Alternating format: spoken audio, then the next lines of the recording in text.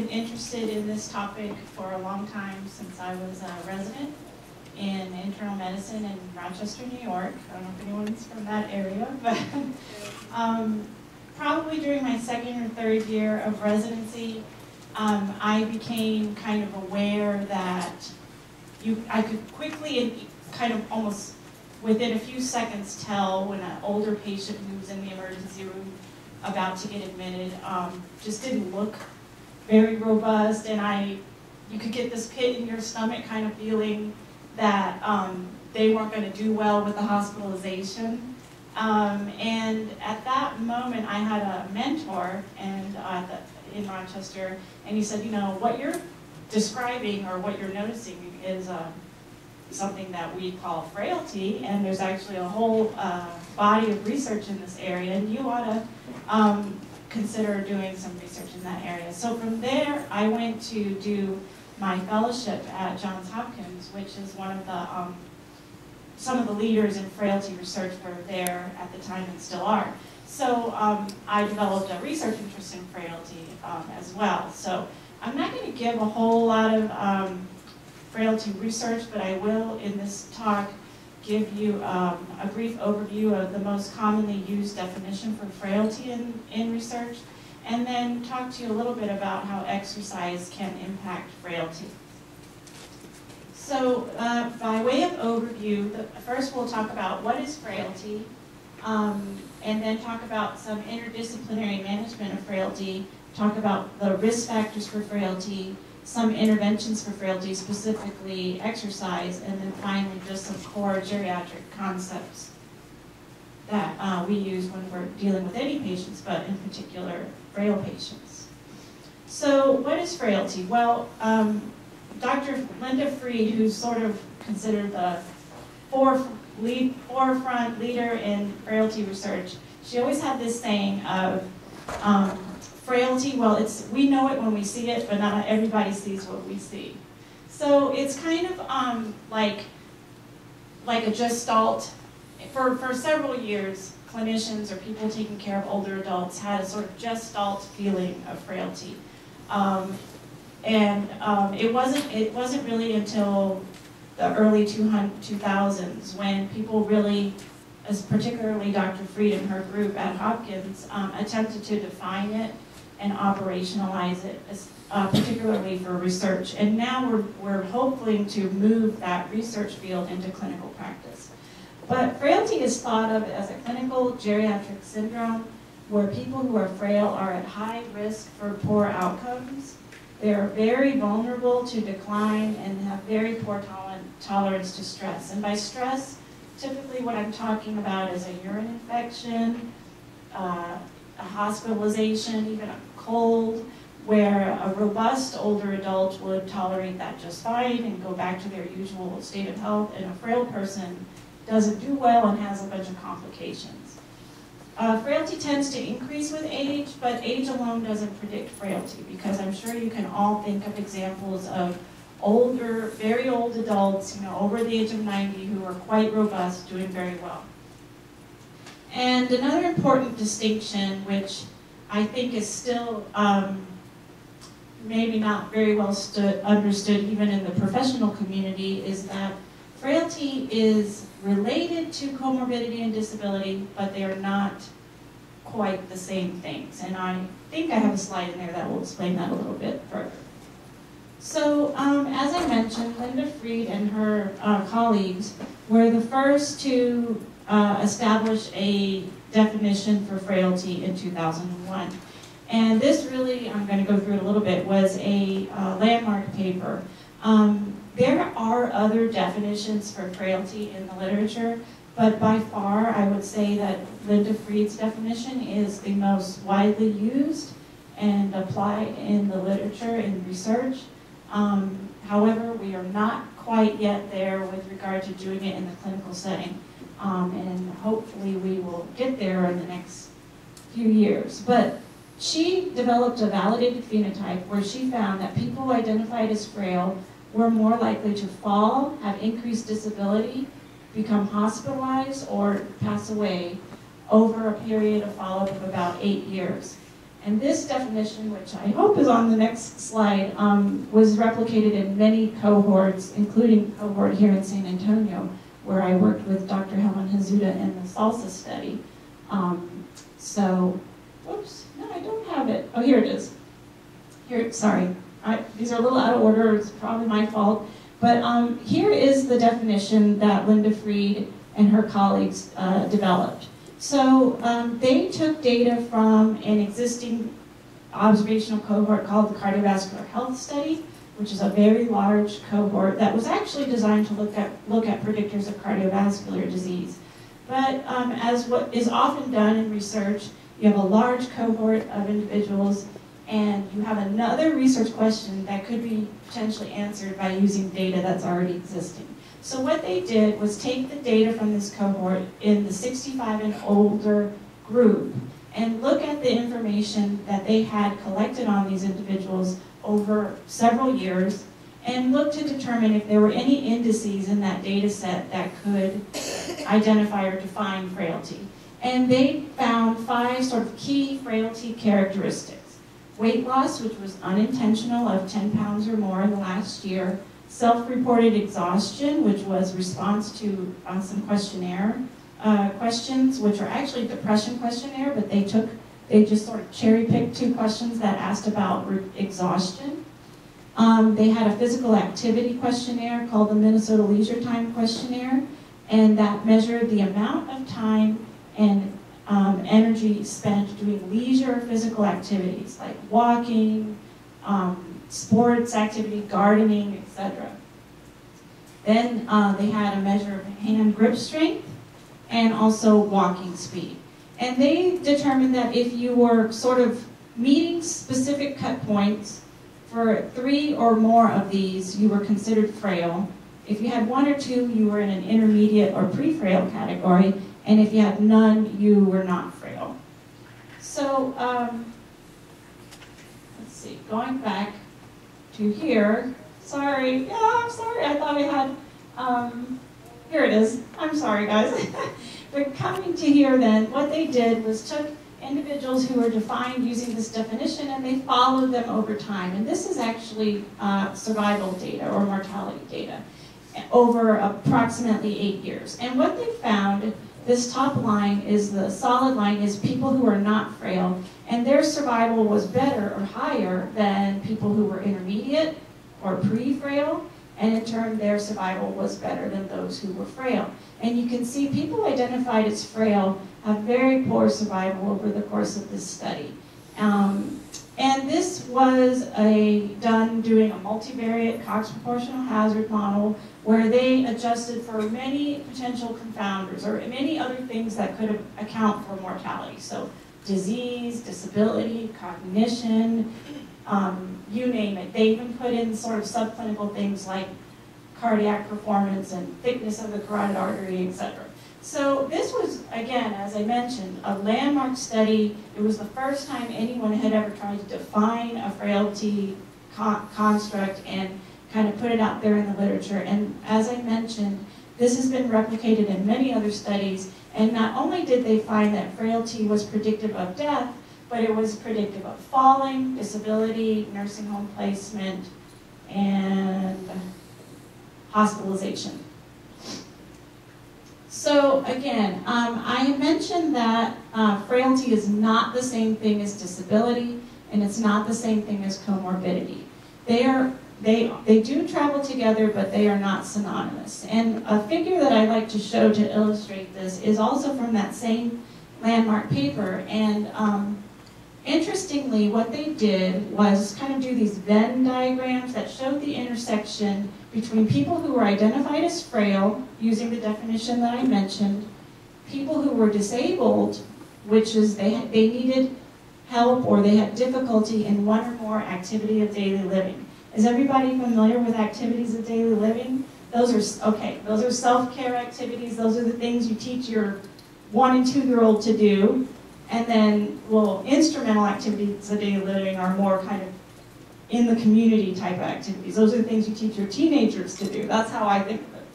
And then they looked at people with comorbidity, which was one or more of common age-related diseases. So we're talking like hypertension, diabetes, arthritis, heart disease, stroke, etc. And you can see that only 20%, or about 1/5 of the people in this study, had all three of those entities or conditions. And about 1/4 of people who were frail had neither comorbidity nor disability. But yet these people still have that high risk for death, disability, etc. So the point that I think is made with this figure is that while these things are interrelated, they're not synonymous, they're not the same thing. And typically what I like to think about is we can probably all think of someone who is disabled because they had maybe a stroke or a car accident, and so they need help with some self-care activities, but they don't have the same underlying vulnerability to decline that we think of when we think of a frail person. And similarly, you can all probably think of patients who have a laundry list of medical problems, and I like to say, like, on paper they kind of look like a disaster, and you're looking through their chart before you see them and you're going, oh my gosh, this person is a disaster. And then you go in and you're pleasantly surprised that they're pretty robust and healthy in spite of having all of these medical conditions.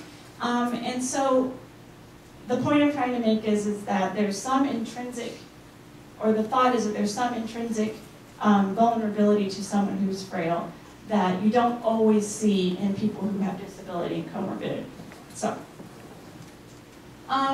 So as I mentioned, this phenotype has been looked at in many other studies, including the Women's Health Initiative, which was a very large study of, I think it was something like 40,000 older women.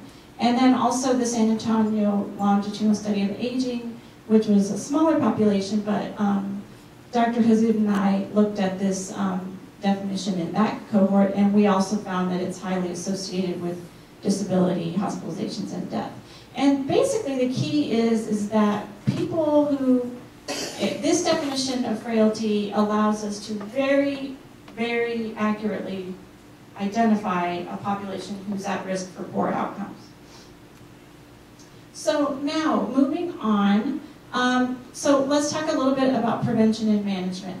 There is no known prevention that we know of for frailty, although, I think by the end of my talk, you'll come to see that, living an active, healthy lifestyle and getting regular medical care is probably the best prevention that we have, although it is kind of a little bit of a letdown sometimes when people, so sometimes I'm asked to do like radio shows or TV interviews, and I very often get the question, so what should we do to live long, and live healthy and age well? And I'm always kind of like waiting for the letdown on their face when I say it's kind of like the stuff you already know you should be doing, like exercise, eat well, maintain a healthy body weight, get regular medical care, and they're kind of like, really? Oh God. It's kind of the stuff we know we're supposed to be doing, honestly. But I am going to show you some of the other known risk factors for frailty that we can try to prevent. And there's no treatment for frailty either. And I think the fact that there's no treatment or medication or magic bullet for frailty is part of potentially the reason why we have not yet moved this definition, research definition for frailty into clinical practice. Because frailty is not a clinical diagnosis. I'm not sure. I mean, if I looked in ICD-9 coding, I won't find it. There is failure to thrive, but unless they've added it recently, frailty is not a clinical diagnosis. It's really, at this point, more of a research construct. And honestly, I think that impedes our translation to the clinical setting, because if I can't bill that I'm testing for it or I'm treating it, then I'm not getting reimbursed for it. Therefore, I mean, not to say that's the only reason why we do it, but there's realities within the medical world, and we have to get paid for our services, but I think that impedes the effort on the part of primary care physicians to really screen, detect for it, and do things to treat it. So, although there's no prevention and treatment, we do have good geriatric medical care. And that's what we should, of course, be applying to any patient, whether they're robust or frail.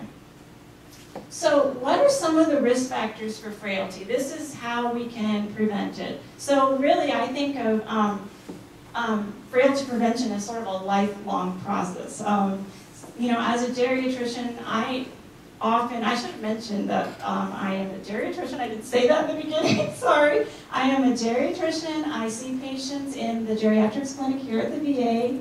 Dari knows that. And I also actually am an internist as well, and I see patients up in the inpatient unit. And oftentimes I feel as a geriatrician, we get referred patients kind of when they're already at this frail point. They've already kind of tipped over the edge, and their primary care physicians are kind of like at their end of the line with feeling they can handle and work with these patients. Many times they have cognitive issues, etc. And sometimes I feel like, man, if I could have just talked to this guy like 30 years ago, I could have maybe said or done something and helped him get his lifestyle on track so that he would be in this situation now.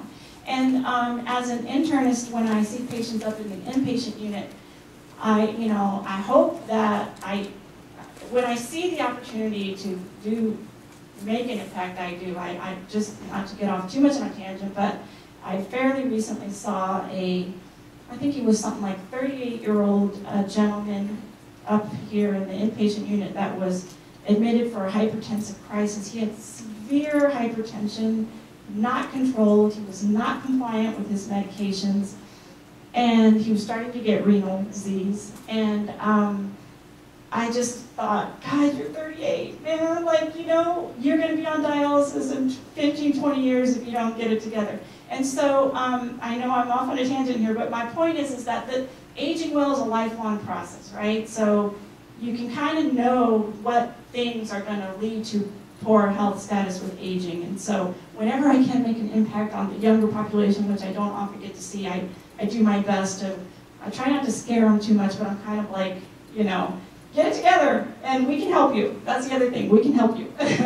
So this data for risk factors of frailty comes from that large Women's Health Initiative study that I mentioned. So this was coming from probably 30,000, 40,000 older women, and what they did was over a period of about, I think it was 5 years, they looked at people who were not frail at the beginning of the study, and they looked at what things predicted who became frail at the end of the study. So it was really powerful because they had so many people enrolled in that study that you can you have a lot of statistical power to kind of look at the importance of different factors on the outcome of the interest, which was frailty in this case.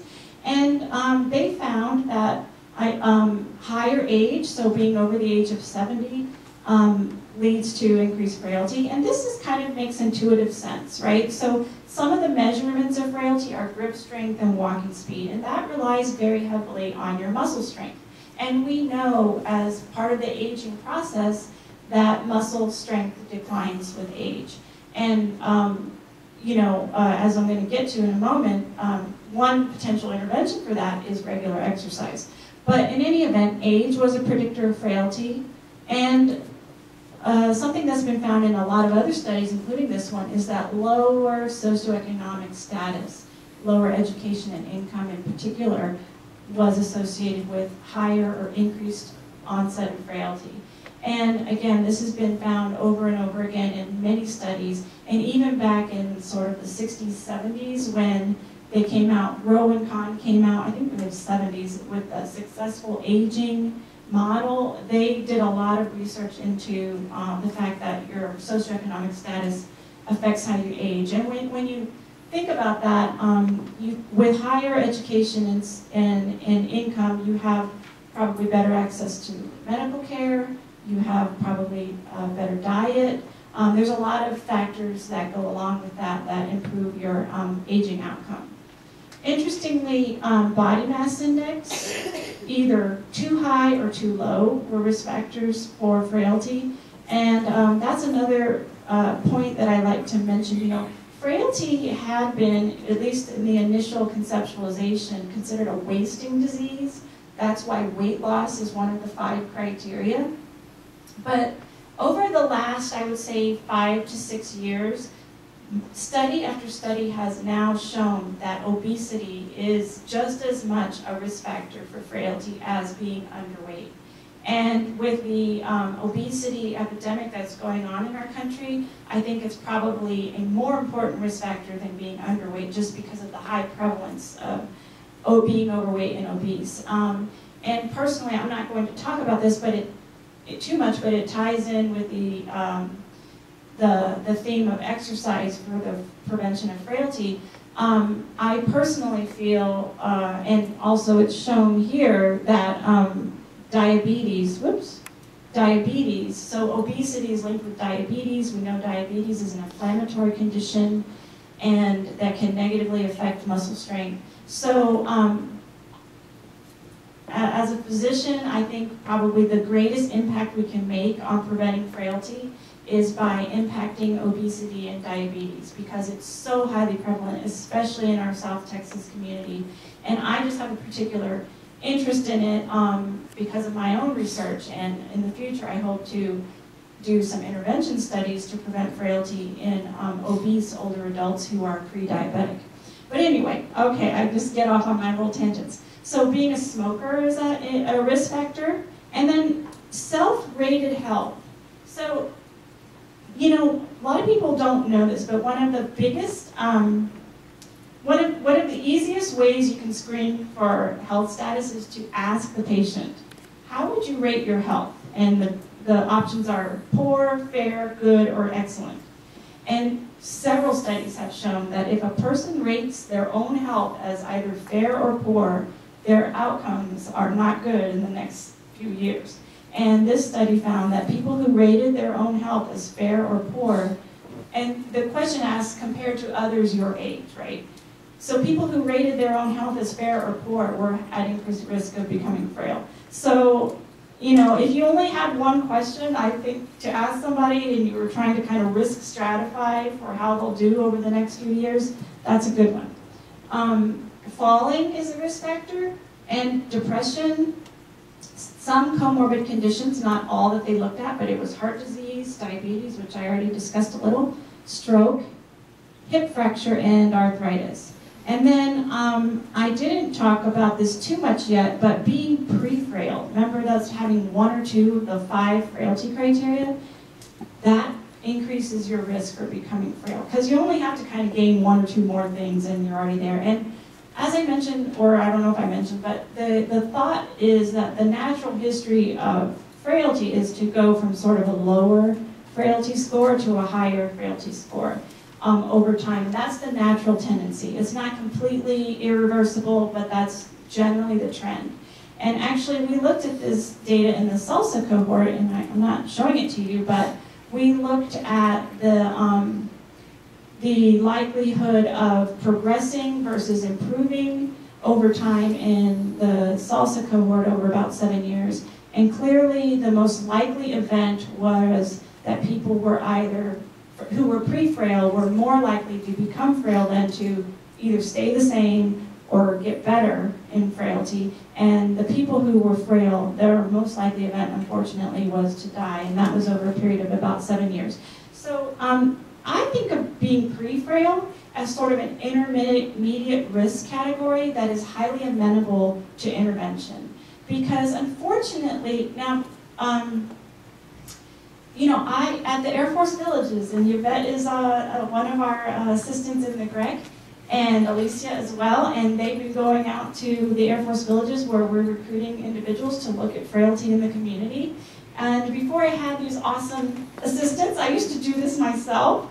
And interestingly, when I saw a patient walk in and they were frail, I knew they were frail. And when I would do the testing, the grip strength, the walking speed, it always came out frail. But I could see it before I even tested them.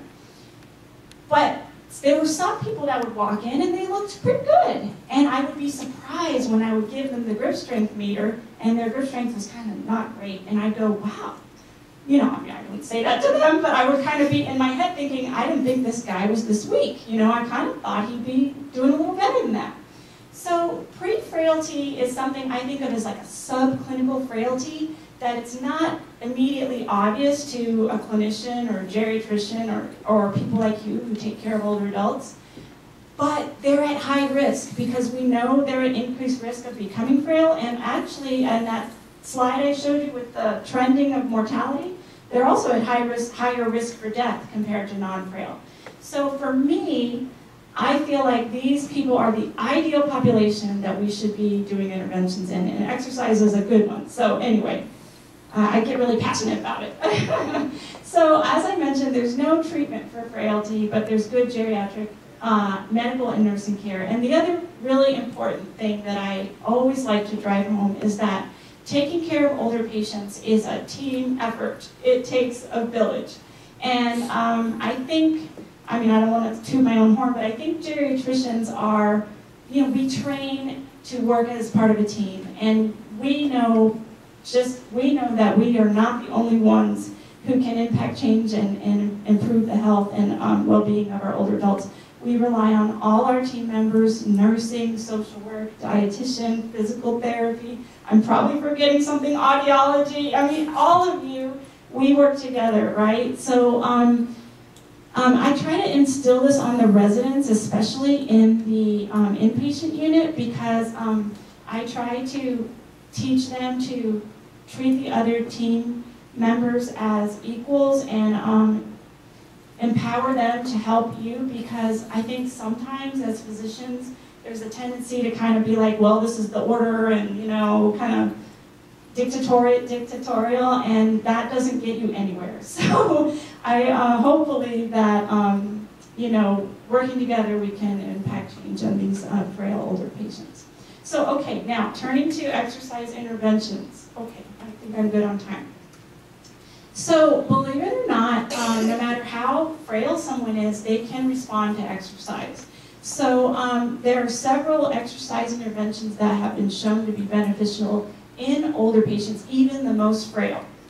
And so I'm going to focus on this. There are other models of care that are beneficial for older adults, but I'm not really going to talk about that too much today. But some of them are like ACE units. Some of you might have heard of that. Comprehensive geriatric assessment, geriatric evaluation and management, etc. But we're going to talk about exercise interventions today.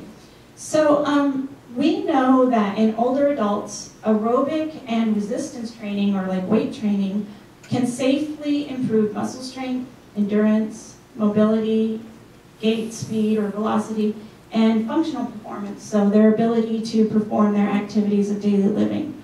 And all, you know, muscle strength, gait speed, these are two measures of frailty, right? Those are two of the criteria. And even endurance to some extent, if you consider that the physical activity. And then functional performance, I consider this more disability, but it also impacts their ability to perform their activities of daily living. Whoops, did I miss one? Yes, I did.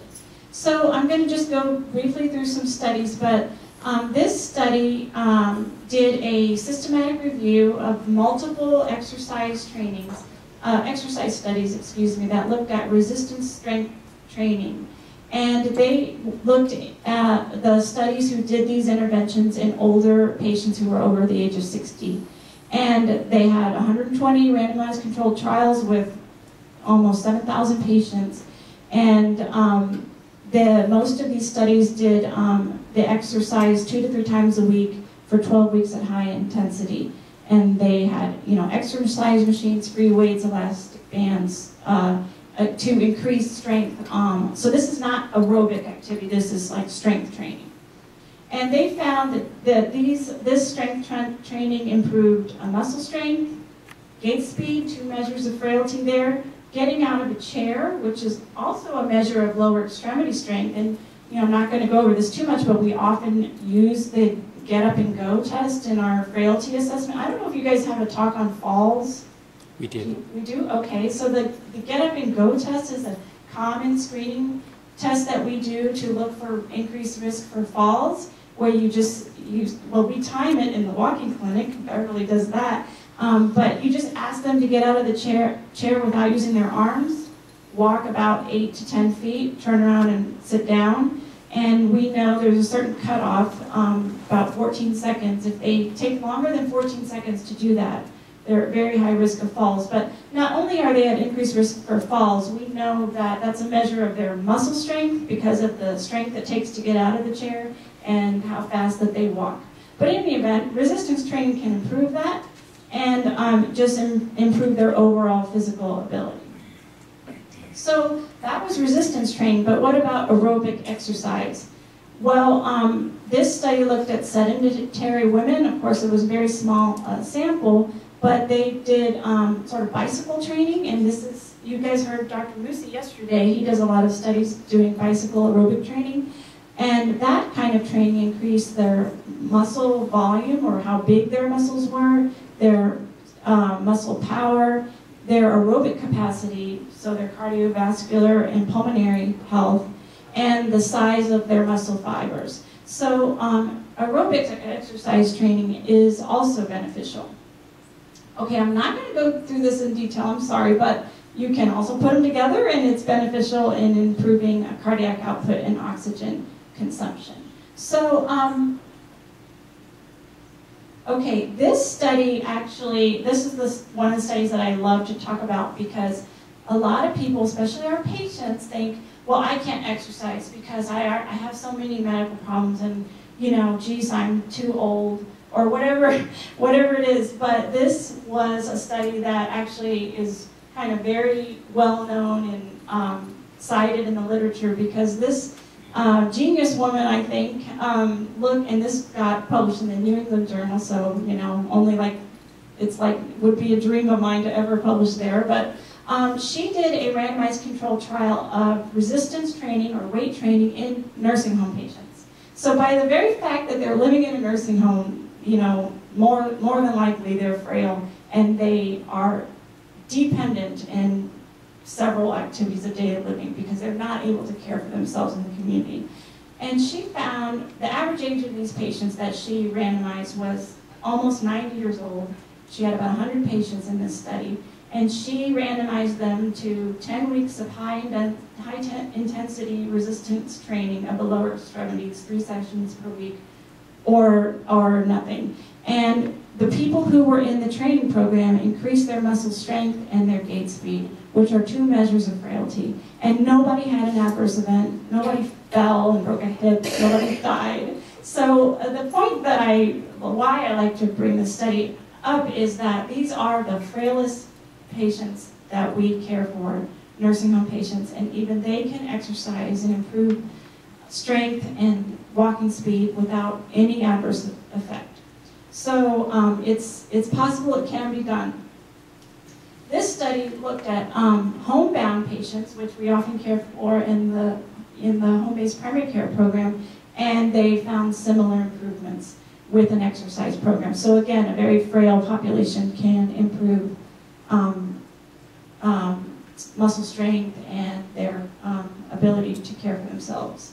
So exercise intervention, I hope I've convinced you, benefits older adults across the frailty spectrum.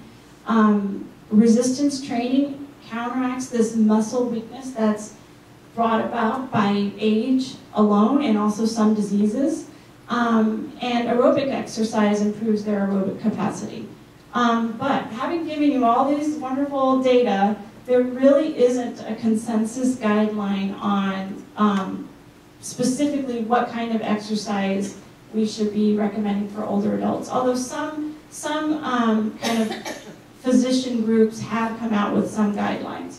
So this is some exercise prescription guidance that came from the Department of Health and Human Services, and they recommended 150 minutes per week, so you can break that up throughout the week, of moderate intensity aerobic activity, and then muscle strengthening exercise on 2 or more days a week as the person can tolerate. So typically we are recommending a combination of resistance training and aerobic exercise. But having said all that, you know, everybody comes to the table with their own limitations. So really, any exercise prescription has to be tailored to the individual patient. So that's what I just said. So we have to make sure that the person is safe to participate. We can, you know, determine how long they can exercise for at any one time, how intense, how frequency, and then what kind of exercise might be best based on whatever issues they have, you know, arthritis or what have you. So there are some structured training or exercise programs such as group exercise, gyms in the community, or even senior centers. We have a lot of really awesome senior centers.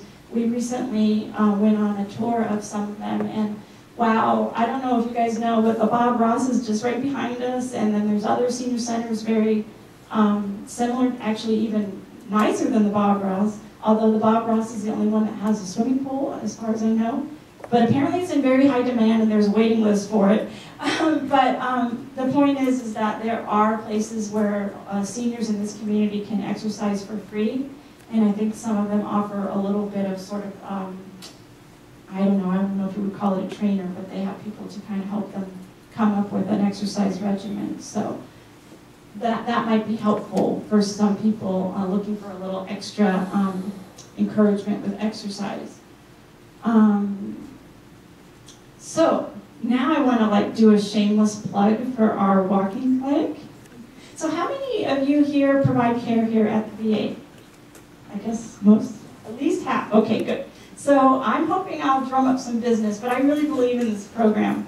So the walking clinic is a program that we started here at Audie Murphy, and it's open to any outpatient within the South Texas Veterans Healthcare System. So they could be from Frank Tejeda or North Central or the IMC clinic or the GEM clinic. And we started this clinic in collaboration with the Little Rock Greg, and our staff is right here, Alicia, Beverly, and Yvette. And raise your hand. You don't have to stand up. Just raise your hand. Okay, these are the people that help basically do all the work. We put this together. And basically, it's a 6-week program where the patients come in, they have a visit with Beverly and me or Dr. Kellogg. I don't know if Dr. Kellogg is giving a talk to you, but he's also a geriatrician.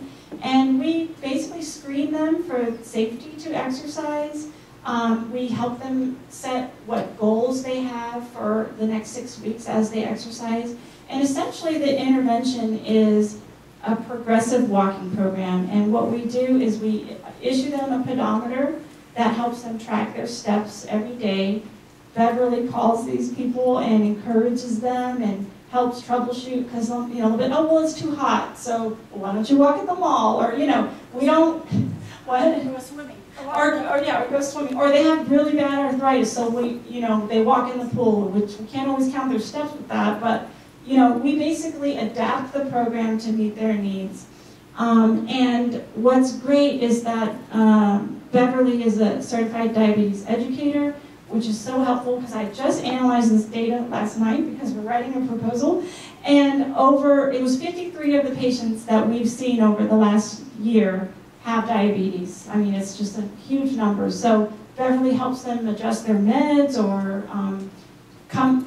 time when they should take their insulin, if they're going to be walking, and she's just fabulous. And she also gives them diet advice, I think, right? And we also, if we think they'll benefit from dietary, if I can, I'll make a suggestion to the PCP, etc. And so anyway, long story short, we hope we're providing a comprehensive, low-key intervention, which is just walking, and that we're not doing anything resistance either. And what we did at the baseline is we measure many of these frailty measures, the walking speed, their timed up and go test that I briefly described. We look at their body mass index or grip strength, and we also asked about how satisfied they were with the program. I said 60 patients were enrolled, but I just found out this morning it's more like 100. That's kind of an old number. So we've seen 100 people so far in our clinic. I hope you can see this. You really can't, but I'll explain it to you. Basically, what we found over 6 weeks, we measured their daily steps, time it takes for their get up and go test, their 10-foot walk, and their body mass index. And we looked at it at the baseline and at 6 weeks, and we found significant improvements in all of these. So people on average increased their, it's over here, increased their number of steps by almost 2,000 steps a day. So typically a rule of thumb, although it's very hard for older patients to achieve, is 10,000 steps a day. Our patients at the baseline, you can see their average is only about 4,600, but look at the range here. That average is really, I would say, influenced by some people who are really stepping a lot, 14,000. There was some really, you know, overachiever there, but you can see some people were really sedentary. 1,200 steps a day is really not very many. So anyway, they increased their steps per day. They improved their time on the get up and go speed by about 1 second. They improved their time on the 10-foot walk by 0.3 seconds. And they also lost weight. Their body mass index improved by 0.3. And we were not intending to affect weight loss. But as I mentioned, that, you know, over 50% of these people are diabetic. So, you know, most of them could stand to lose some weight. But that wasn't the goal of the program. So I probably should mention, you know, we have the MOVE program here. And the MOVE program really is not designed for the older population. It's a weight management program. It does involve exercise, and I think there's group walking. But it's not designed for older patients. And in our older patients, you know, weight loss is not always the main goal. The main goal should just be increasing their activity and their muscle strength, right? But having said that, improvement in weight was a kind of unintended benefit that we were able to see. So I'm really proud of what we're doing, and I think we're making an impact on frailty. So I wanted to, again, like I said, make a shameless plug for referrals. If you go into the clinic, the consult menu, I think it's called Geriatric's Walking Clinic. Is that right? Yeah. There's a consult that says Geriatric's Walking Clinic, and if you're not even sure if the person is eligible, just send us the consult and we'll figure it out for you. Just in closing, I just would like to add that, you know, and I mentioned this before, that the management of frailty involves the use of core geriatric patients and evaluation of the whole patient, assessing patient-family goals, patient-centered goal setting, and again, as I mentioned, it takes a village, so interdisciplinary evaluation and management. Sorry, let me just finally say, and I didn't mention this, but this will be my last slide, is that another important component to managing people who are frail is optimizing their comorbid conditions, because those things can exacerbate frailty. So if someone has heart failure and they're volume overloaded, we know if we kind of optimize their volume status, they're going to be able to function a little bit better. If their diabetes is totally out of control, or possibly too well controlled and they're having hypoglycemic episodes, if we optimize that, that will improve their function. And all of these things, especially depression and dementia. So as a geriatrician and people who care for older adults, we know we are not going to cure most of their problems, right? But we can ameliorate them, we can optimize them, and I kind of think of myself a little bit as a mechanic. I'm sort of fine-tuning things. You know, just yesterday we had a guy in clinic who was falling. He had his third fall in a few months, and his blood pressure medication was way too high. He was orthostatic. I know there's clinical guidelines out there, but the guy's falling down. So we backed off way down on his medications, and we're going to see him back in a week or two and see how he's doing. So as a geriatrician, you always got to look at the pros and cons of everything, and the key is we're not going to get rid of all his problems, but we're going to fine-tune them and optimize everything. So those things play a major role in how the person functions. So we like to optimize and manage sort of things that cause secondary frailty. So anyway, I will stop there, and thank you for your attention and ask you if you have any questions. Yes, thank you. I work in the medicine clinic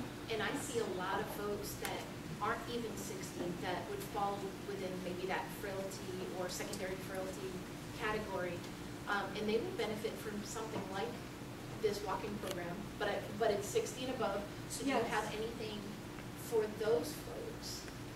No, I really don't. But you know, so that cutoff of 60 was something that we have because it's a collaboration with Little Rock, and that's their cutoff point.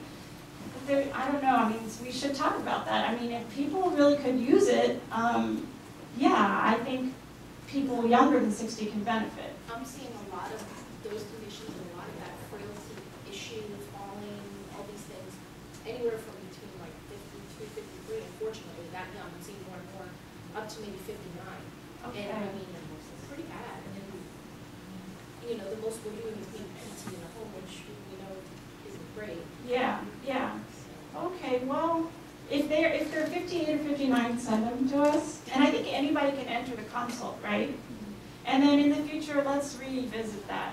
Actually, now that you mention it, another proposal I'm working on is we are going to be putting in a study to look at frailty in cardiovascular or cardiac patients. And this cardiologist is mentioning the same thing you're mentioning. He wants to look at it in the 50 to 60 age group. And it's a little challenging for me because all of those studies that give the cut points for what's frail have been done in an older 65 plus. So I'm telling him there's really there's no precedent, and so we're going to have to figure it out on our own. So we're going to work together on that. But I think you bring up a really good point that there's people younger who are frail too. So, but we'll try to help. If they're 68, 58, send them, and then we'll work on lowering our age. Yes. So the program is 6 weeks. What happens after the 6 weeks? Yeah, so after 6 weeks, well, they get to keep the pedometer, and then I think Beverly or Yvette tries to call them, or Alicia, you know, less frequently, like maybe monthly. I don't know. I'm putting words into your mouth. Huh? It's like monthly, every other month, just to make sure they're Yeah, so they call them periodically after that to see how they're doing, if they're still wearing the pedometer. During the 6-week program, they call them at least once a week, if not twice a week, to kind of keep them motivated. And actually, at the end of the program, we do a satisfaction survey, and the most common thing people say they did not like about it is that it just wasn't long enough. They were like, oh, it should be longer, but we only have so much woman power to go around, right? Right, we refer to MOVE after. Yeah, we refer to MOVE program. Oh, okay, so Beverly's saying, MOVE, yeah, I give them a flyer, and I get some people join yoga, I get some people join the yoga class, they love it. And I have other people, like I sent to the Bob Ross or Lopez over in Calabria. They have a bunch of exercise equipment and everything, and I refer them to there also. So I try to refer them to different places in San Antonio. yeah, so Beverly and our whole team, we had actually toured all the senior centers, and we met with someone from the city of San Antonio, Bert Pickle. Yeah. That's a really interesting last name. He said But- it's Pickell. Pickell, excuse me, not That's what I Pickle, call it. Pickell. Okay, but anyway, actually the city of San Antonio has walking programs, so, and we can refer to MOVE. So we try to like not leave them hanging, and we try to get them hooked up into other programs. I just want to add one more thing. There's a program called Silver Sneakers, and most Medicare patients are eligible to go in there. A lot of them you at the Y or the local camps. Yeah, I think that Silver Sneakers is part of the city of San Antonio program. Yeah, okay. Yeah, so hopefully, you know, it gives them a little jump start, and that hopefully helps them to kind of, you know, make lasting changes in their lifestyle. Yes. What are your thoughts about that Geriatric shares? You know that they're selling where it helps them get up? Huh. You know, I haven't seen those, but I have some thoughts about the use of kind of assistive devices like scooters and so forth. You know, before the scooter store went out of business, that was a debacle, wasn't it? But before they went out of business, they regularly contacted several faculty at the Health Science Center because they were really interested in an academic doing a study showing the benefit of a scooter, because they felt like if they could get some sort of academic papers, research out there, they would get more physicians to prescribe it. So I actually had a few meetings with these people, and I was like, I hate to burst your bubble, people. There are some people who might need a scooter, but for the most part, these people should be active. And riding around in a scooter isn't going to help them necessarily. Now, I admit there are people with real disabilities, stroke patients, or there's just absolutely no way for them to get around. But I often see patients who need to be walking and they're asking me to send them for a scooter. So I guess it's a case-by-case, situation where you have to evaluate each person's individual needs. But I would say on the most part, unless they're very disabled and they need it for their basic activities of daily living, I am not really in favor of those kinds of things. So my patients hate that. They're like, you don't want to give me a scooter back? And I'm like, no, you should be walking. And by the way, I discriminate even against my own mother, who asked me to give her a disability parking ticket thingy. And I'm like, no, Mom, you can walk. You have diabetes too, by the way. So no. And she's like, I can't believe it, you're my own daughter. And I'm like, well, it's for your good. So I do it even to my own mother. That's so terrible. Anyway, any other questions? Okay, well, I really appreciated speaking with you guys this morning, and I hope you have a fun-filled day of more aging topics.